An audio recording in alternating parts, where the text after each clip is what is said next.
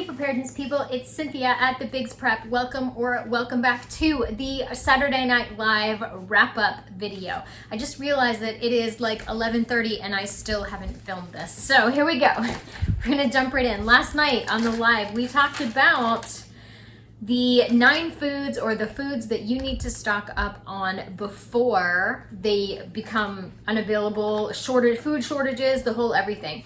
I have notes, of course. So the first thing that I brought to light was an article, I will post it in the comments down below, from Taste of Home magazine, which I thought was an interesting source to get a food shortage update from. Number one, the thing that they said was going to be on a shortage in 2022-2023 is chickpeas, oddly. And I have some chickpea donuts in the stove right now, and they smell so good. Number 2 thing they said was wheat. Number 3, sugar, because Brazil is actually using sugar for ethanol right now. Avocados, paper goods, and I just put, again, TP seriously. If you haven't stocked up on TP, you need to do it right now. Wood pulp and wood fiber is the issue with that. Canned goods, and there's an aluminum shortage. Someone in the comments in the live stream said that cans are actually made from steel, and I do know that. However, Ice Age Farmer pointed out a couple years ago that canneries were starting to shut down due to workers and supplies and all those things. He was spot on. Eggs and chicken due to avian sickness. Pet food, and a lot of people were up in those comments talking about pet food and how they can't find it. Chewy.com, out of stock, all kinds of things. Baby formula, we already know. And number 10 on their list was liquor. We talked about some other things like first aid items, medications, and feminine products that were not available. And I did highlight for a moment that anything made with wood or cotton is something that you're going to want to stock up on. Some other things that just a random list of things that I searched on the internet. Pasta, dairy, rice, tomatoes, popcorn and corn in general, sriracha, mustard, peaches, chocolate, cereal, vegetable oils, flour, sugar, sunflower, and meat. Anything with a sunflower, so sunflower oil, seeds, all of that. And meats. I did post a survey on my community page, 383 votes. Oh my goodness, thank you so much. And potatoes was the number one issue. 64% of people said that the potato shortage would most impact their families, and a lot of gluten-free people chimed in saying that potatoes and rice, which tied for second, was going to impact them the most. 14% for rice, 14% for flour, and 8% for sugar. So we just went over why I think things are going to get worse in 2023. Number 1 would be the fertilizer shortages. So I call the country Bear Country, and it starts with an R, and they're the ones making all the braggadocious trouble all over the world. They export 1/5 of the world's fertilizer. And so urea prices have already doubled, if not tripled. Farmers are using less fertilizer and getting less food and less yield from their crop, meaning that there's just not enough food. Number 2 is logistical nightmares. We just narrowly aborted a train strike, which I don't even know if that's actually truly settled or not. The UPS strike, FedEx just had a big thing, labor shortages for deliveries, and an increase in shipping costs as a whole. Number 3, the bigwigs are shouting warnings, like David Beasley, former South Carolina governor, warned, quote unquote, very concerned about food availability. Don't ask me why I did that, I don't know. Number 4, war and conflict. So there's the war in the country that starts with you, that's neighbors with the Bear Country. There could be the possibility always of civil war here in our own country. Domestic conflicts, riots, strikes. There's so many unknown, and I made a slip and said known natural disasters, but it's unknown natural disasters. And then I was like, don't even get me started on anything to do with weather and machines and things like that. I could talk for hours about that. Number 5, fuel shortages. That Green New Deal. That green does not equal money, I'll tell you that right now. And the move away from fossil fuels in agriculture. Our agriculture is heavily dependent on fossil fuels, diesel, those kind of things. And as we move away from those, the food output is going to be stressed. 6 other countries that export to us collapse, like Turkey, Venezuela, Brazil, the bear country, causing the collapse of the European Union. And what if the US collapses? We don't even know. Our own currency is in, kind of a crisis at this moment. Then number 7, the next pandemic, sickness. And we don't really know what that's going to look like.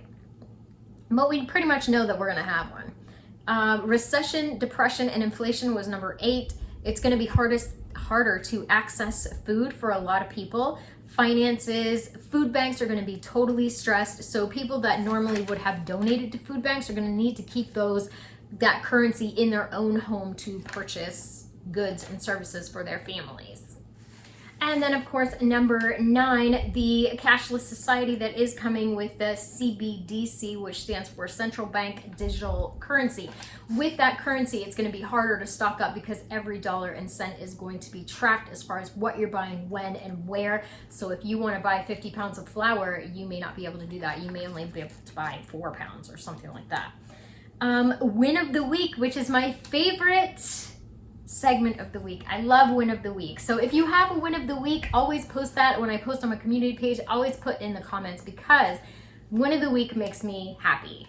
A Quiet and Orderly Life picked 4 pounds of raspberries. Even though she didn't want to, she got up and went out and did it anyway, and I was really, really proud of her.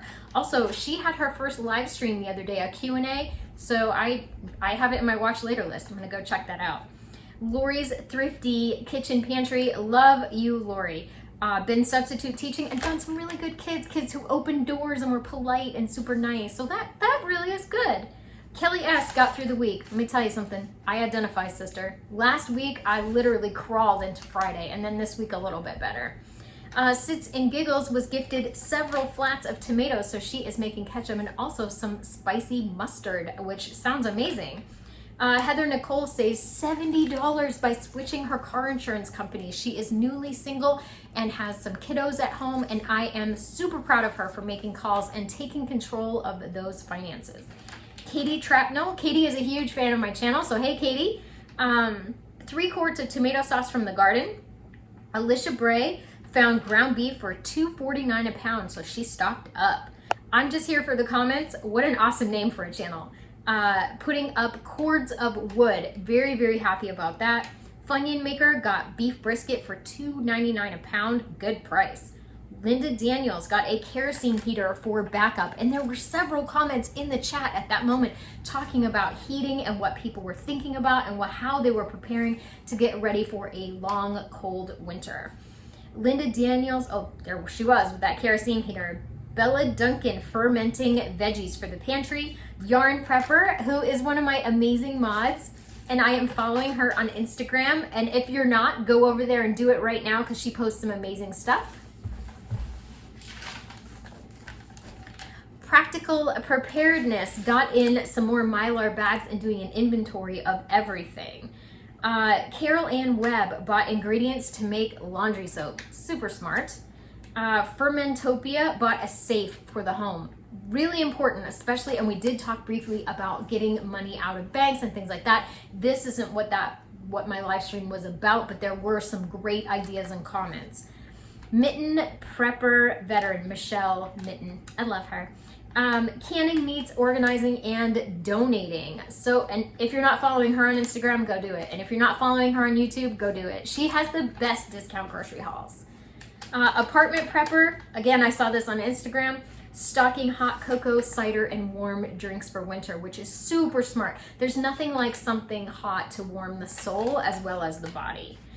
Regina Kendrick was in the chat last night. She got her garden going with a ton of greens. Wanda was dehydrating onions and celery. Candace was also dehydrating some vegetables.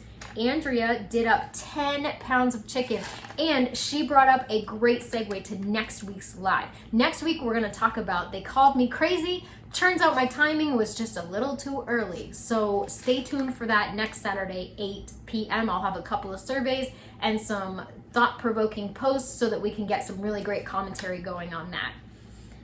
Carrie is also doing some celery, and Happy to See Ya is stocking up on candy and all the things needed for Christmas and the holidays. Happy to see you built a rocket stove. And then super chats. Thank you guys so much for the super chats. Hoosier Prepping Nurse, Vancouver Vixen, Michelle Moon, and Princess Warrior funded an entire Halloween party for the troops over in the Eastern Union, where my son is living in a tent in the middle of nowhere, protecting a border. And I really wanted to send them a Halloween party. And thank you to these super chats. I actually have all of the funding and the shipping to get it over there. So I am very excited. Thank you guys so much, as always, for tuning into the wrap up. I know that a lot of people don't have that whole hour to spend. I don't. And I love just a synopsis. So that's everything we talked about. Thank you again. And remember, everybody, I'd rather be a year early than a day late, even if they call me crazy.